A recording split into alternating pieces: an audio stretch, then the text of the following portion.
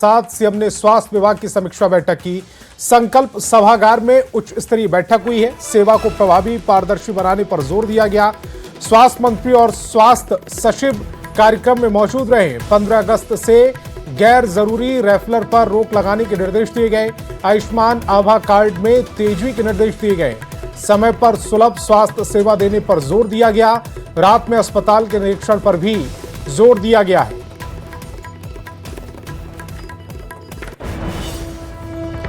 अब बिहार में एनडीए की सम्राट सरकार के 100 दिन पूरे हो रहे हैं। इसे लेकर एनडीए में खासा उत्साह देखा जा रहा है। इस मौके को लेकर यादगार बनाने की तैयारी की जा रही है। इस आयोजन में प्रधानमंत्री से लेकर केंद्रीय गृह मंत्री को बुलाने की तैयारी हो रही है।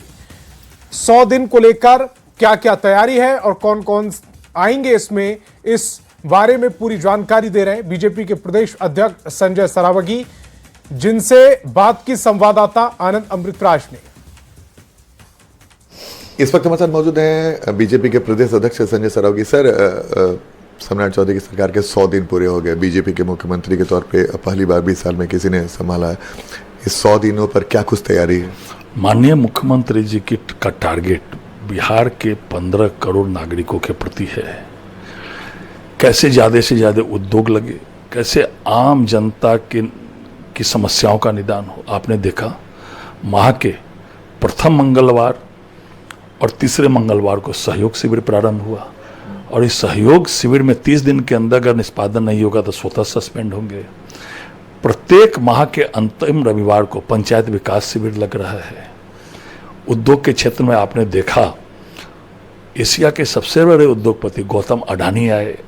उन्होंने 60,000 करोड़ का इन्वेस्टमेंट की घोषणा की। लगातार अब जो उद्योगपति आ रहे हैं वो यहाँ इन्वेस्टमेंट की घोषणा कर रहे हैं। पहले जो आते थे वो कुल बोधगया जाके अपने पूर्वजों का तर्पण करते थे। और माननीय मुख्यमंत्री जी ने कहा है कि माननीय प्रधानमंत्री जी या गृह मंत्री जी आएंगे। पूरे बिहार में कार्यक्रम का आयोजन है कि पटना में या फिर कुछ सीमित जगह? नहीं, वो तय करेंगे, माननीय मुख्यमंत्री जी तय करेंगे। लेकिन बड़ा आयोजन भी होगा। साथ साथ इन 100 दिनों में जो सरकार ने काम किया है और आगे जो करने वाली है निश्चित। और आपने देखा माननीय प्रधानमंत्री जी गृह मंत्री जी को आमंत्रित कर रहे हैं माननीय मुख्यमंत्री जी। महिलाओं की दूसरी किस्त जारी की जाएगी और भी कई तरह की योजनाएं हैं। उद्घाटन शिलान्यास का कार्यक्रम है वो भी बिहार में होगा और 100 दिन में सरकार ने क्या किया इसका पूरा रोड मैप दिया जाएगा। तो ये थे हमारे साथ बीजेपी के प्रदेश अध्यक्ष संजय सरावगी। आनंद अमृतराज, न्यूज 18 नेटवर्क, पटना। भ्रष्टाचार के खिलाफ सरकार ने एक बार फिर अपना कड़ा रुख दोहराया है। मुख्यमंत्री सम्राट चौधरी ने स्मार्ट पुलिसिंग को लेकर भ्रष्टाचार पर जीरो टॉलरेंस तक बड़ा संदेश दिया। उन्होंने अधिकारियों से कहा कि ऐसी कार्यशैली विकसित करें कि दूसरे राज्यों की एजेंसी उनसे सीखने आए। वहीं भ्रष्टाचारियों पर कार्रवाई जारी रखने और उनकी संपत्तियों में स्कूल खोलने की बात दोहराते हुए मुख्यमंत्री ने साफ कर दिया कि सरकार का अभियान लगातार जारी रहेगा। इसी पर दिखाते एक रिपोर्ट। ऐसा टीम खड़ा करे कि सीबीआई और ईडी आपसे सपोर्ट मांगना शुरू करे।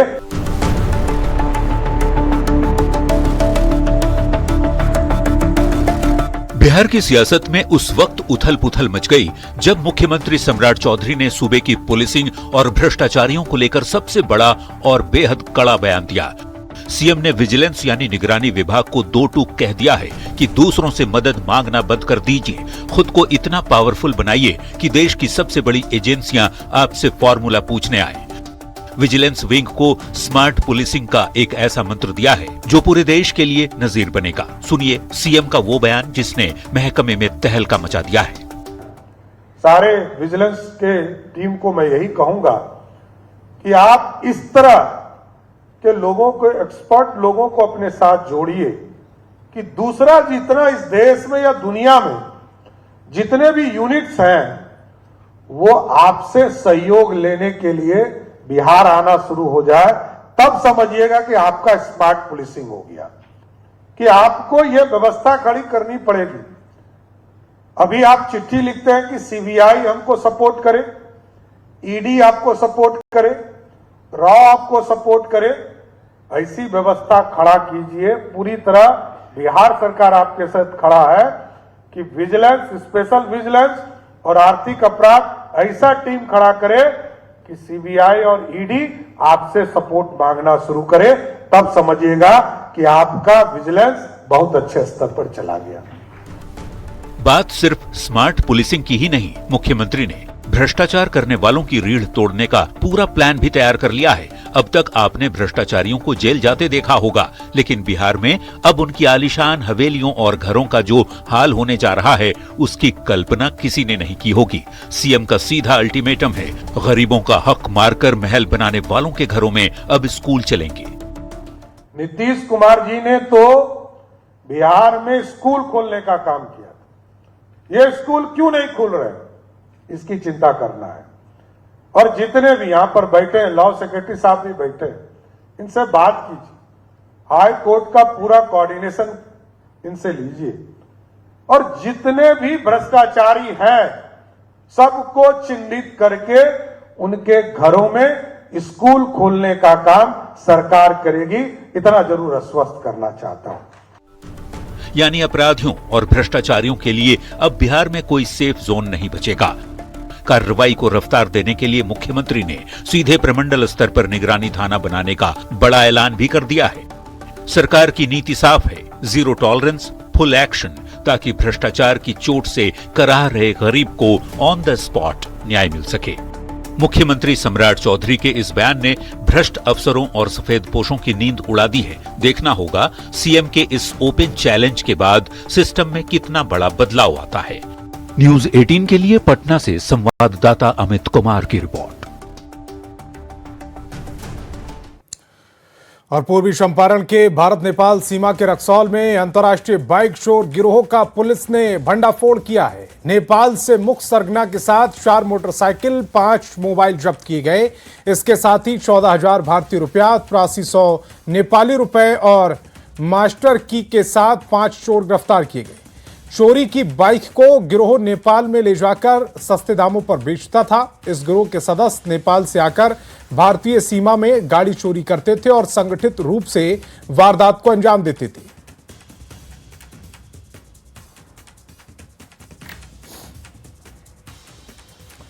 राजधानी पटना के दीघा सेंट माइकल स्कूल में छात्रों के 2 गुटों में आपसी विवाद एक गंभीर आपराधिक वारदात में बदल गया। दोपहर करीब 12 बजे स्कूल का करीब 10वीं का एक पास आउट छात्र अपना ट्रांसफर सर्टिफिकेट लेने स्कूल पहुंचा। इसी दौरान दूसरे गुट के 15 से 20 युवकों ने उसे स्कूल के गेट के पास ही जबरन एक गाड़ी में बैठाकर अगवा कर लिया।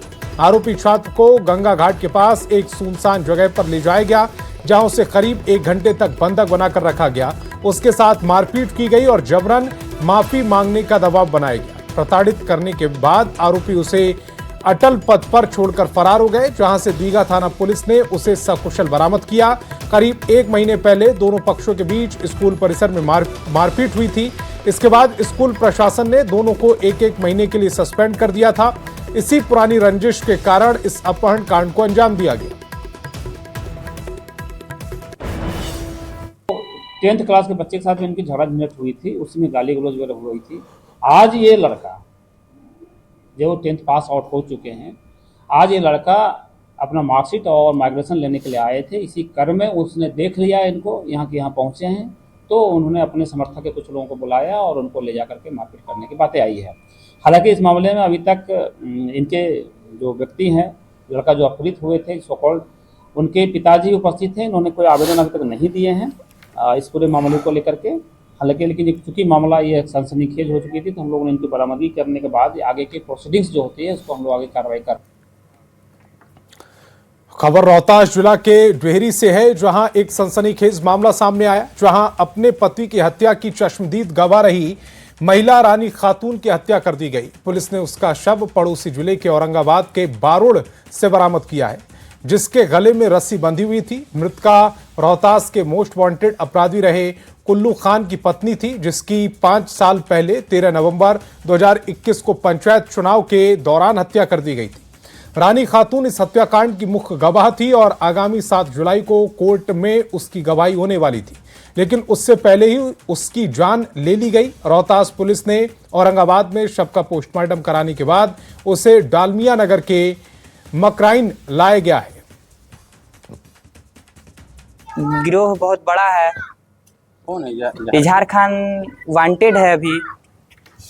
इससे पहले भी इजहार खान वांटेड था क्या? हाँ जी, ये सब जिला टॉप 10 में आता है।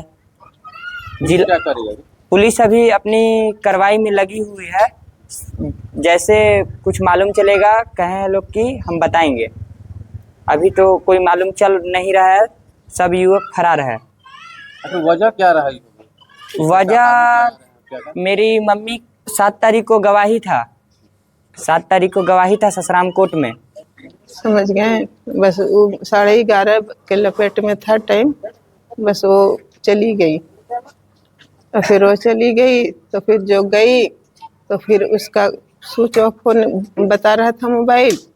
फिर उसके बाद स्विच ऑफ बताने के बाद फिर वो क्या हुआ कि फिर कोई उसका पता नहीं रहा। हम लोग दिन भर आसरा देखें लोग कि अब आएगी अब आएगी अब आएगी, तो नहीं आई। और झारखंड में गिरफ्तार पूर्व एमएलसी और लालू प्रसाद के नजदीकी रहे सुबोध राय पर वैशाली पुलिस ने भी शिकंजा कस दिया। वैशाली एसपी ने बताया कि सुबोध राय की गिरफ्तारी के बाद एक टीम गठित की गई जो दर्ज मामलों की जांच करेगी। उन्होंने बताया कि झारखंड में सुबोध राय का एक बॉटलिंग प्लांट था। बिहार में शराब तस्करी से जुड़े मामलों की भी गहनता से जांच की जा रही है ताकि यह पता लगाया जा सके कि शराबबंदी वाले बिहार में सुबोध राय की बॉटलिंग प्लांट से शराब की तस्करी तो नहीं हुई। एसपी ने साफ कहा है कि पूर्व एमएलसी के ऊपर पहले से दर्ज मामलों की समीक्षा भी की जाएगी और अगर शराब तस्करी से जुड़े किसी मामले में सुबोध राय की भूमिका दिखी तो फिर आगे की कार्रवाई की जाएगी। में हमने भी अपने जिला अंतर्गत उनका आपराधिक इतिहास निकलवाने का, इसके अतिरिक्त उसका नेटवर्क के तार क्या यहाँ से भी लोकल जगह से भी जुड़े हुए हैं, इस संबंध में एक विशेष टीम का गठन किया गया है। लगातार इस विषय में आसूचना अभिसूचना एकत्रित कर रही है। आगे अगर इसमें कोई एक्शनेबल इंटेलिजेंस प्राप्त होता है तो उसमें हम लोग आगे कार्रवाई करेंगे। शराब यहाँ पर भी उसका नेटवर्क चल रहा था कि नहीं चल रहा था, चूँकि बिहार राज्य के अंतर्गत शराब पूर्णतः प्रतिबंधित है, इसलिए यदि किसी दूसरे माध्यम से यहाँ पर शराब लाई जा रही थी तो क्या किसी भी जिले के अंतर्गत उनके विरुद्ध कोई केस दर्ज हुआ है जिसका कनेक्शन उनकी बॉटलिंग प्लांट से कनेक्ट होता है। यदि होता है तो हम लोग उसमें आगे अनुसंधान करेंगे। और पटना से बड़ी खबर है, ऑनलाइन ठग गिरोह का खुलासा हुआ। मुद्रा लोन के नाम पर ठगी करता था। पत्रकार नगर थाना क्षेत्र में कार्रवाई हुई। एक महिला समेत 3 आरोपी गिरफ्तार हुए हैं। 14 मोबाइल, लैपटॉप, टैब, पासबुक जब्त कर ली गई। 15 एटीएम कार्ड के साथ 6 लाख कैश भी जब्त किया गया। फोन करती थी कि ये हमारा लोन का ऑफिस है, यहाँ से आपके द्वारा अप्लाई किया गया है, तो उसमें जो व्यक्ति अप्लाई करते हैं ये अमाउंट बताते हैं कितना उनको लेना है। उस आधार पर इन लोग प्रोसेसिंग फ़ी का चार्ज लेते हैं और जैसे ही प्रोसेसिंग फ़ी QR कोड या अन्य अकाउंट पे जब उनके द्वारा भेज दिया जाता है तो उनको व्हाट्सएप पे एक फर्जी लोन का एक सर्टिफिकेट भेज दिया जाता है कि आपका लोन 50 लाख या 10 लाख 20 हज़ार जो भी अमाउंट है वो आपको अप्रूव कर दिया गया है।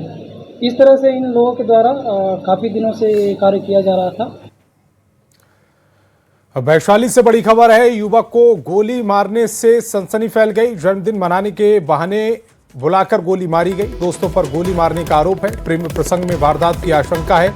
घायल शुभम PMCH रेफर कर दिया गया। मौके पर पहुंचे हैं सदर SDPO गंगा ब्रिज थाना क्षेत्र में ये वारदात हुई है। पुलिस से शुरू की गई मामले की जांच। तो बड़ी खबर वैशाली से, युवक की गोली मारने से सनसनी फैल गई। पूजा पाठ और महायज्ञ में आभूषण पहनने वाली महिलाओं पर चैन स्नैचिंग गिरोह की विशेष नजर है। पूर्वी चंपारण के पिपरा थाना के सागर ग्राम गांव में लक्ष्मी नारायण महायज्ञ में कलश यात्रा के दौरान यूपी से आई महिलाओं के गिरोह ने कई महिलाओं के गहने पर हाथ साफ कर दिया। पुलिस ने 9 महिलाओं को मंगलसूत्र, कान की बाली और अन्य आभूषण के साथ गिरफ्तार किया है। शुरुआत में आरोपी महिलाएं अपना पता गलत बता रही थी, लेकिन जब जांच की गई तो सबका ठिकाना यूपी मिला। चकिया SDPO ने बताया कि पिपरा थाना इलाके में संगठित गिरोह से आई 9 महिलाओं को गिरफ्तार कर लिया गया है, जो बिहार के विभिन्न इलाकों में महायज्ञ और मेले में भीड़ का फायदा उठाकर महिलाओं के गहने की चोरी करती थी। प्राप्त हुई कि पिपरा थाना अंतर्गत ग्राम सागर स्थित श्री लक्ष्मी नारायण महायज्ञ के कलश यात्रा में चैन स्नैचर गिरोह, जिसमें 8-10 महिलाएं शामिल है, जो कलश यात्रा में शामिल श्रद्धालुओं का चैन खींचकर भाग रही थी, जिसे कलश यात्रा में शामिल पुलिस बल एवं श्रद्धालुओं के सहयोग से पकड़ कर रखा गया है तथा स्नैच किया गया सामान भी बरामद किया गया है। बेतिया में पुलिस ने छात्र सोनू कुमार के अपहरण और हत्या के सनसनीखेज मामले का महज 10 घंटे के भीतर खुलासा करते हुए 4 आरोपियों को गिरफ्तार कर लिया। कंगली थाना क्षेत्र के इनरवा निवासी शारदा देवी ने सोनू के लापता होने की जानकारी देते हुए थाने में 18 के खिलाफ केस दर्ज कराया था। पुलिस ने तकनीकी और वैज्ञानिक साक्ष्य के आधार पर मामले का खुलासा करते हुए 4 आरोपियों को गिरफ्तार कर लिया।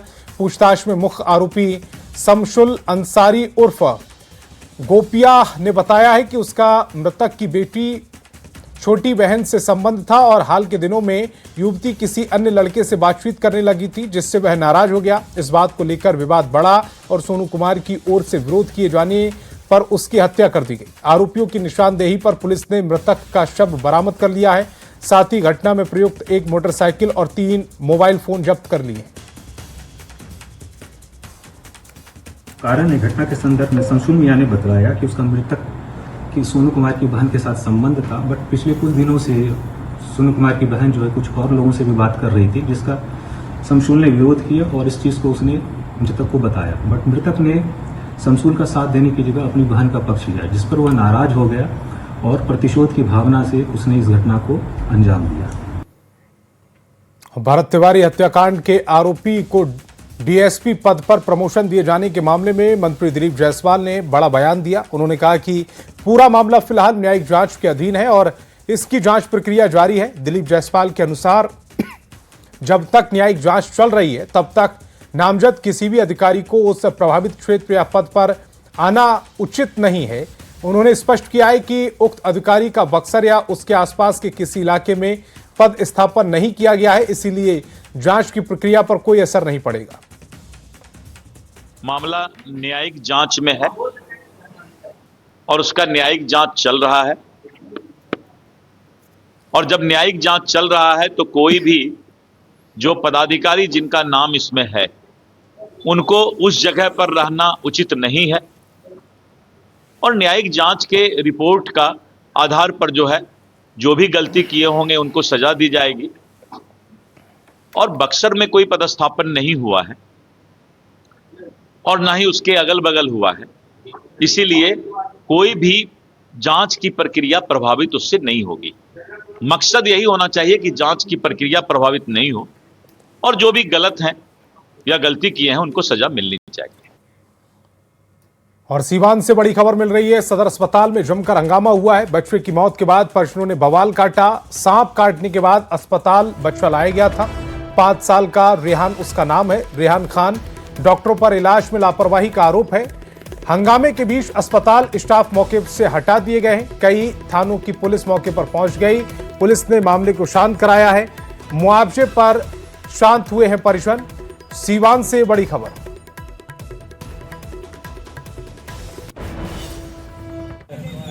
जाम लगा तो अभी हम लोगों ने बातचीत करके उनको पोस्टमार्टम के लिए भेज रहे हैं सब लोग, ताकि पोस्टमार्टम हो चुके हैं उसके बाद जो भी गलती आगे से हुई है तो उचित कार्रवाई हो सके। और उसमें सरकार के तहत जो मुआवजा है उसके लिए हम लोग कहे हैं कि लोग इसके लिए पोस्टमार्टम भेजिए और मुआवजा है 4 लाख रुपये का आपको मिलेगा। उसकी प्रक्रिया हम लोग चालू की जा रही है।